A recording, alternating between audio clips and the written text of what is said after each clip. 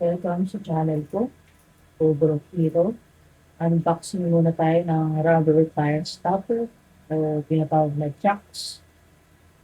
Unbox lang muna natin, tapos i-review natin, i-testing natin kung mapapahinto ba talaga ang sasakyan o dudulas lang to. Nakadumulas lang, hindi niya mapigilan yung sasakyan. Kaya bago kayo bumili, testing muna natin at tinutulungan tayo nitong aso ang si March, isang Shih Tzu, para ma-unbox o unplastic itong ating chocks. And ganyan mag-unboxing dito, maraming marites. Kaya lang. So, ito-test nga natin kung i-demo sa inyo. Magpo-park ako ng sasakyan na paatras. Tignan natin kung hihinto. So, alanganin kasi yung parking, pa-incline siya. Kaya yung itsura niya, goma nga siya. Kasi isa kong binili, nagawa ko ng video. Plastic isa kong binili, pero nakalagay. Description ay goma. Ito, legit goma, pero yung reflector niya, sticker lang. Tapos yung handle niya, may kita niya naman bakal. Ayan, may kita niyo, binarkahan ko na yung sa garahe. So, pinasok ko muna yung sasakyan para masukat kung saan ko ilalagay itong chocks. At yan na nga, binarkahan ko. So, wala naman akong issue sa driving skill. Napaparada ko naman to kahit na hindi nakaka-damage ng kung ano. At matagal na ako nagda-drive. Kaya lang ang problema kasi ay matanda na yung sasakyan masyado. Hirap na siya sa paatras, sa reverse, na masyadong mataas yung paahon, simula sa gutter. So, kailangan bumpayin ko siya muna talaga doon. Dalawang pa ang gamit ko. Gas, tapak ako sa gas. At kaliwang pa ako nakatapak sa brakes. So, binubumbahan ko o pinifeed ko na muna ng pinakarga yung sasakyan bago ko bitawan yung brake. Kasi immediately kailangan mo din agad mag-brake. So, hirap na yung sasakyan dahil matanda na, classic na siya. 20 years old na itong sasakyan na to, model na to, kita niyo naman. Tapos, kaya, kailangan niyo talaga ng tulong umahon. Kaya, yung kailangan ko ng stopper din sakaling hirapan nga yung sasakyan. Saka may matatamaan kasi to kung delikado ang mababangga sa pader na to. Dito yung lithium battery ng solar, tatamaan niya.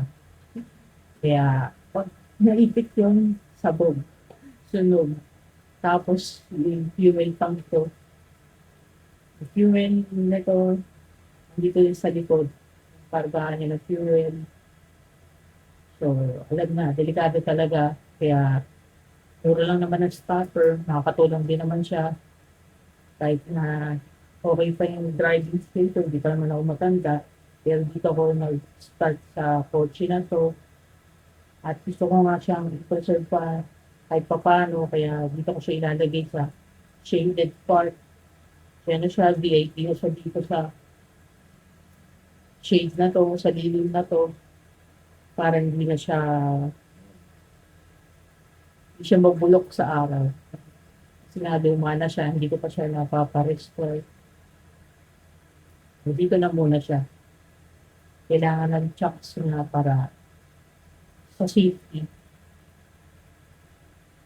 So, i-atras natin to. I-testing na natin kung dito ba talaga niya yung sasakyan o dudulas itong chocks. Kasi madulas pong tiles na to. Kita nyo naman naka-tiles. Kaya nga mahirap umahon sa sinabi ko kanina. Kasi madulas. Wala siyang time ng panggulong. Kaya ito, mahirap umahon dito. Isa-isa panday lang yan.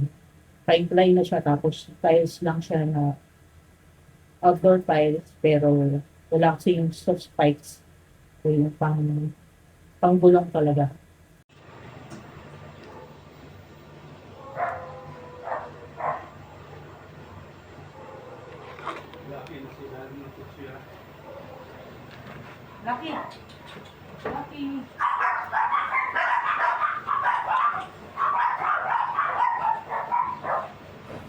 Ayan guys, si Blackie, pumasok na din siya sa kotse kasama ko. So, reverse natin, hintay natin kung, check natin kung dudulas ba tong stopper sa tiles at tatama ba tayo sa battery. Kung sasabog yung battery, abangan natin.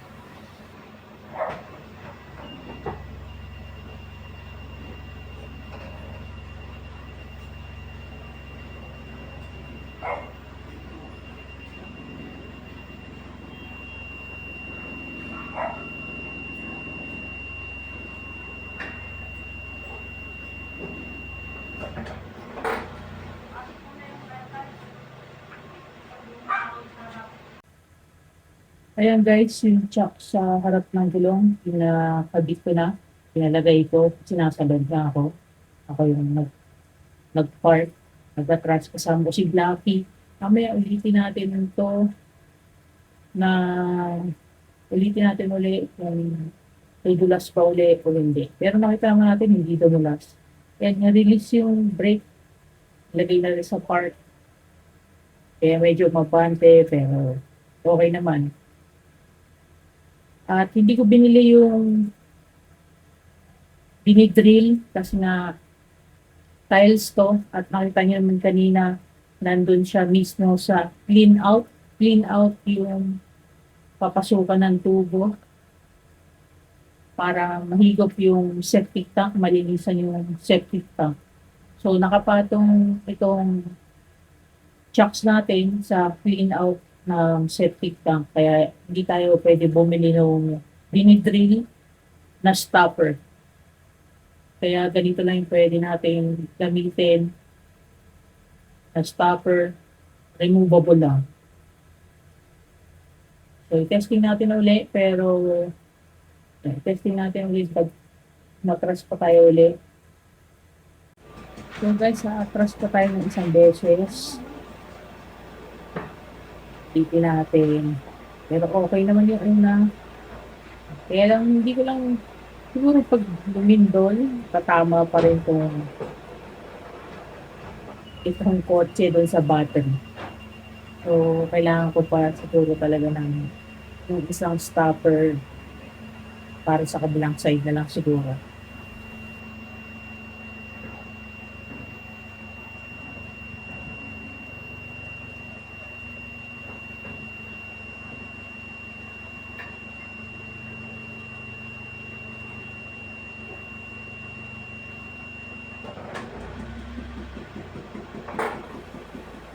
Ayan, nakita niyo naman, okay naman siya. Hindi siya nadulas. Si Blackie, ang aso namin, nakita ko naman siya, huwag kayong mag-alala, nakita ko naman si Blackie. Normally naman, tinutulong si Blackie pag galing ako sa labas, papasok. Tutulong si Blackie kasi lalabas ko si Blackie habang pag binuksan mo yung gate, lalabas siya, baka mamasyal pa siya. Kaya kailangan ikulong si Blackie kapag umaatras. Normally kukulong nga si Blackie. Kasi nga, pag binuksan yung gate, lalabas siya. At mahirap habulin ko si Blackie.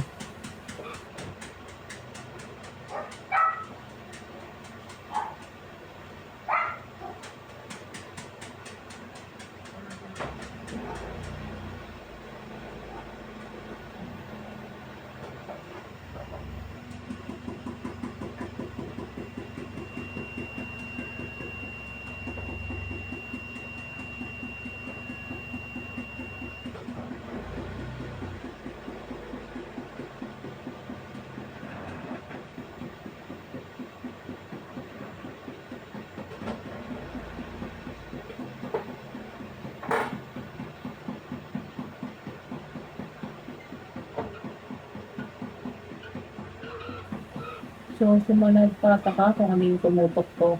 Ilan tumutok-tok sa sasakyan para mag-park. Yung tumutok-tok na sound. Si Blackie yung nagkakamot, makit siya sa upuan at nagkamot siya yung paa niya tumatama dun sa plastic na monoblock. Kaya ganun yung tunog. Walang nagtutok-tok para mag-guide sa parking.